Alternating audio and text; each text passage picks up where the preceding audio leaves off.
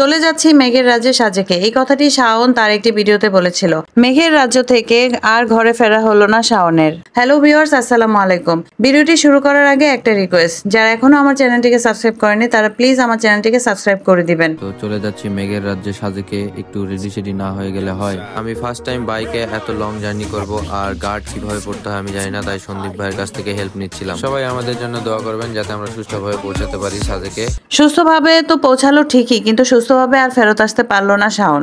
জনপ্রিয় content creator Farhana Bithi, যাকে বিথি আম্বানি বলে সবাই ডাকে, সে এবং তার হাজবেন্ড বাইক রাইড করে রাজশাহী থেকে সাজেকে যায়।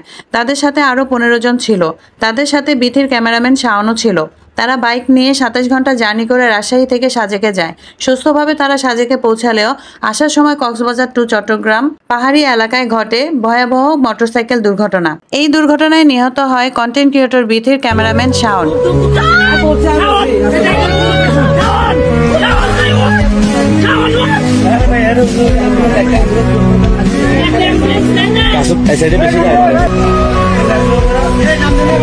নেটিজেনরা এর জন্য বিথিকে দায়ী করছে। শাওন নাকি বাইক রাইডে যেতে চায়নি, তাকে নাকি জোর করে নিয়ে গিয়েছে। প্রাণবন্ত ছেলেটি যে কিছুক্ষণ আগে আনন্দের মুহূর্ত ফেসবুকে পোস্ট করে, সে এখন আর পৃথিবীতে নেই। গুরুত্বই দিল না, সব রেডি হচ্ছে, আমাকেও গুরুত্বই দিল না। আপনি দিবেন না একটু গুরুত্ব? আমি সব সময় দিয়েছি। আচ্ছা ঠিক আছে।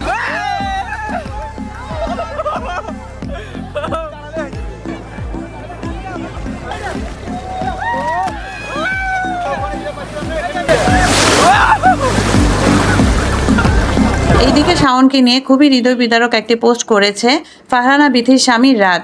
সেখানে সে লিখেছে, শাওন, তুই বলেছিলি আমায় ট্যুর থেকে যাবার পর 7 দিন ছুটি দিও। আমি বলেছিলাম ফ্রাইডের পর, আর কাল তুই সারা জীবনের জন্য ছুটি নিয়ে আমার বুক ফাঁকা করে দিলি। আমার রোকেয়া কার সাথে দুষ্টামি করবে রে সোনা ভাই, আল্লাহ তোকে ওপারে ভালো রাখুন। ওইদিকে বিথিও তার পেজে পোস্ট দেয়, রোকেয়া তার প্রিয় চাচুকে হারালো, রোকেয়া কার সাথে দুষ্টামি করবে রে সোনা ভাই, আল্লাহ তোকে ওপারে ভালো রাখুন। কিন্তু নেটিজেনরা শাওনের মৃত্যুর জন্য ফারহানা বিথিকে দায়ী করছে। নেটিজেনদের দাবি, কিছুদিন আগে ফারহানা বিথি অনেক বড় একটা কার অ্যাক্সিডেন্টের শিকার হয়। তার কিছুদিন যেতে না যেতেই কিভাবে এত বড় বাইক রাইডের ঝুঁকি নেয়। তার এই স্বপ্ন পূরণে একটি তাজা প্রাণ অকালেই ঝরে গেল। তাদের এই সাজেকের আনন্দ নিমিষেই ভয়াবহ রূপ নিবে তারা কখনো কল্পনাও করেনি। এইদিকে শাওনের মৃত্যু যেন রাত কোনোভাবেই মেনে নিতে পারছে না। অ্যাক্সিডেন্টের পর রাত শাওনকে চিৎকার করে করে ডাকছিল। তো ভিউয়ার্স, এই সম্পর্কে আপনাদের মতামত অবশ্যই কমেন্টে জানাবেন।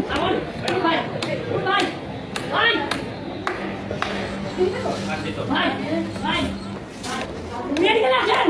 Medical action! One medical action!